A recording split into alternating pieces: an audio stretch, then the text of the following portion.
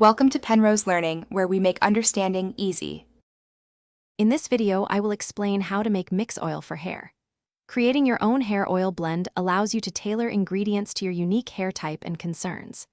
This personalized approach can address issues like dryness, frizz, or lack of shine more effectively than off-the-shelf products. We'll cover selecting the right base oils and adding powerful essential oils to nourish your scalp and strands, promoting healthier, more vibrant hair from root to tip. When selecting carrier oils, consider your hair's specific needs. Jojoba oil mimics natural scalp sebum, great for all hair types, especially oily ones. Argan oil, rich in vitamin E and fatty acids, deeply conditions dry, damaged hair. Coconut oil penetrates the hair shaft, reducing protein loss.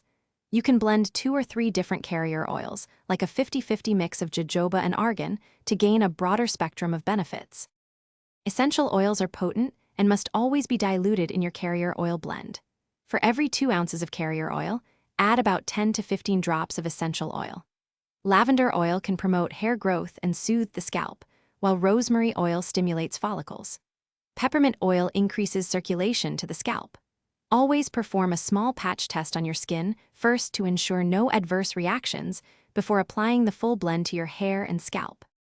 Once you have selected your carrier and essential oils, combine them in a clean, dark glass bottle. Dark glass protects the oils from light degradation, preserving their potency.